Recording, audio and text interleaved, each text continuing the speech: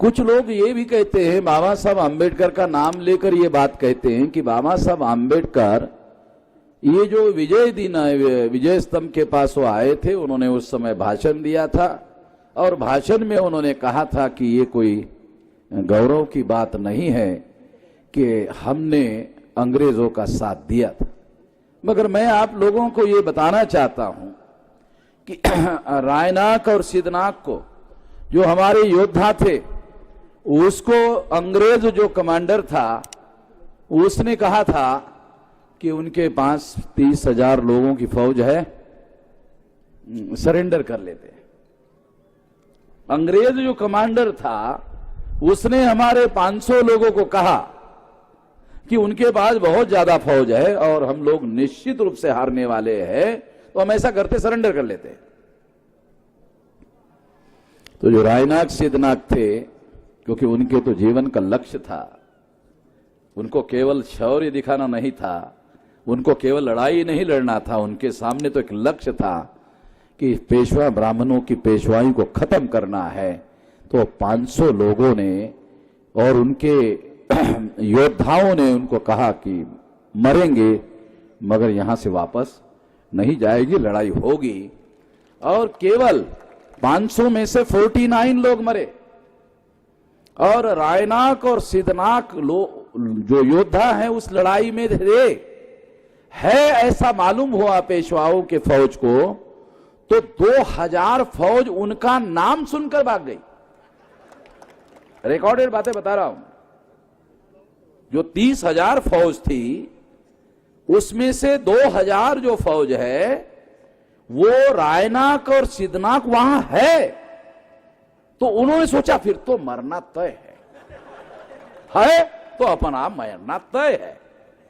मालूम था कि वो कितने ज्यादा बहादुर और कितने ज्यादा योद्धा थे।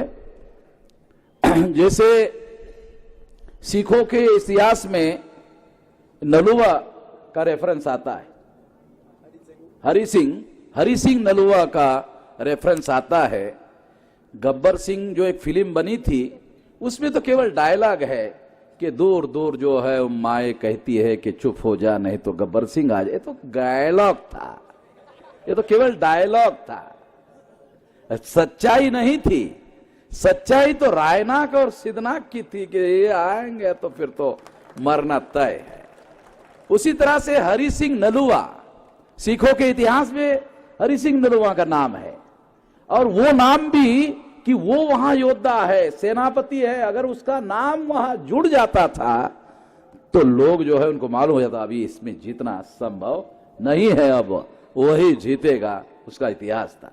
कुछ लोग ऐसे होते हैं। तो इसलिए अभी हम लोग जो है ये इसलिए ये गाथाएं आप लोगों को बता रहे हैं, विजय गाथाएं, क्योंकि ये बात हम लोगों को जानना समझना बहुत जरूरी है कि 30,000 थे तो लड़ाई 28,000 से क्यों हुई? 30,000 से होनी चाहिए थी। तो 2000 भाग गए इसलिए 28 रह गए।